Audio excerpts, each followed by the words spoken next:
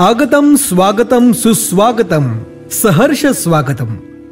14 विद्या आणि 64 कलांचे अधिपती असलेले मंगलमूर्ती श्री गणराय, हिंदवी स्वराज्याचे संस्थापक छत्रपती श्री शिवराय आणि सार्वजनिक गणेशोत्सवाचे प्रवर्तक असणारे लोकमान्य बाळ गंगाधर टिळक यांना विनम्र अभिवादन करत श्री शिवाजी मित्र मंडळ भवानी पेठ आपल्या 64व्या वर्षात बहारदार पदार्पण करत आहे.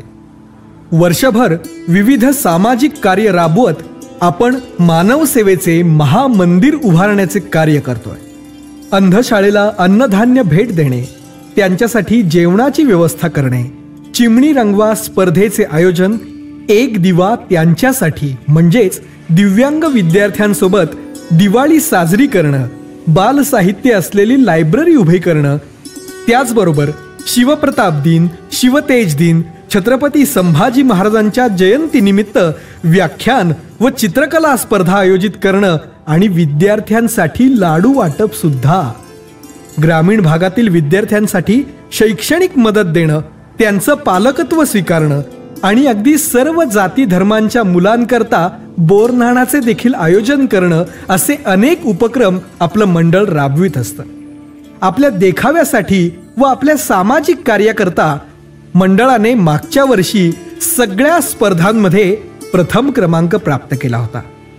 श्रीमंत दगडूशेठ हलवाई गणेशोत्सव स्पर्धेत शहर पातळीवर प्रथम क्रमांक, महाराष्ट्र टाइम्स आयोजित या स्पर्धेत प्रथम क्रमांक, लोकसत्ता आयोजित स्पर्धेत उल्लेखनीय कार्य म्हणून आपल्या मंडळाचा नावलौकिक आणि मंडळाचे अध्यक्ष प्रल्हाद भाऊ थोरात यांच्या पुढाकाराने सदर कार्यक्रमाचे आयोजन केले आहे.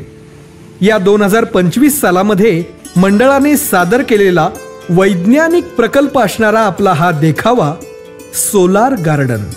आपलं श्री शिवाजी मित्र मंडळ म्हणजे देशातलं पहिलं मंडळ ज्या मंडळाने 350 ते 400 वॉट्स वीज स्वतः तयार करून संपूर्ण मंडप त्याने उजळून टाकलाय.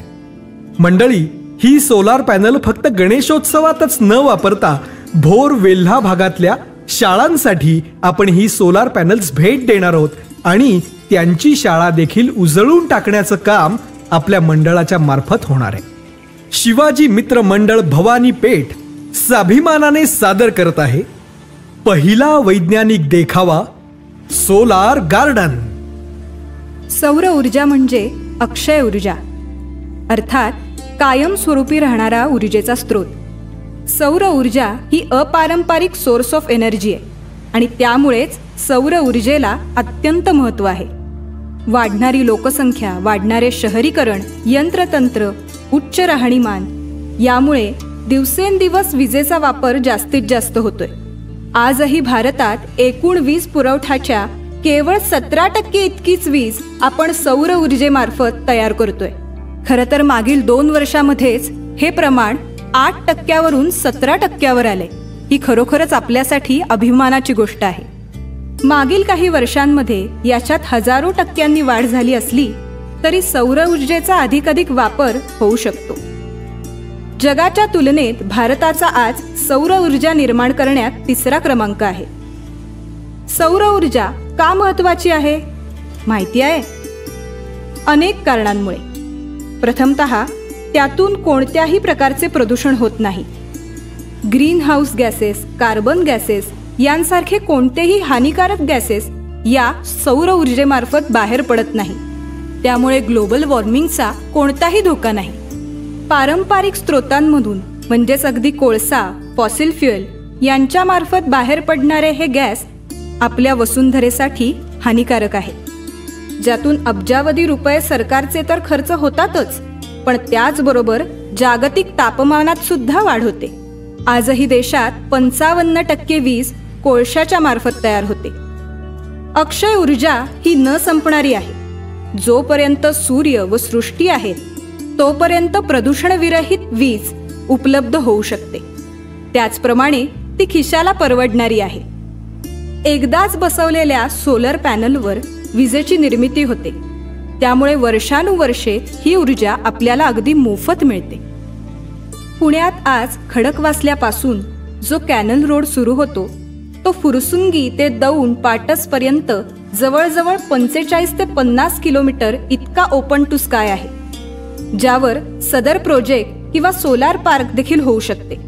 अशा प्रकारे या गार्डनच्या मार्फत सौर ऊर्जेच्या द्वारे स्वच्छ वीज तयार होऊ शकते, ज्यातून पाण्याचे बाष्पीभवनही होणार नाही आणि जागेच्या उपलब्धतेचा वापर देखील होईल. मंडळाने यावर्षी उभ्या केलेल्या या सोलार पार्कच्या माध्यमातून जवळजवळ 400 वॅट्सची वीज तयार केली आहे, ज्यातून 40 ते 50 वॅटने 4 LED लाईटने संपूर्ण मंडप उजळले आहे. सौर गार्डन, लॅम्प्स, सौर पाण्याचा पंप, सौर वॉल लॅम्प्स, सौर स्ट्रीट लाईट, मोबाईल व लॅपटॉप चार्जिंगसाठी सौर चार्जिंग पॉइंट सोबतच भले मोठे सोलार वृक्ष म्हणजेच सोलार ट्री देखील लावली आहे, ज्याच्या खाली बसून तुम्ही वाचू शकता, चार्जिंग करू शकता. मग आहे की नाही पर्यावरणपूरक आणि स्वच्छ वीज तयार करण्याचा सोपा मार्ग? सौर ऊर्जा. भारताला जागतिक महासत्ता व्हायचं असेल, विश्वगुरू व्हायचं असेल, तर सूर्याचं पूजन करण्याची परंपरा जी आपल्या संस्कृतीत मूलतःच आहे, ती या सौर ऊर्जेच्या मार्फत आपण सुरू ठेवूया. भविष्यात देशाला हजारो गिगावॅट्स विजेची आवश्यकता भासणार आहे आणि याच सौर ऊर्जेच्या मार्फत ती कायमस्वरूपी प्रदूषण विरहित आपल्याला उपलब्ध होणार आहे.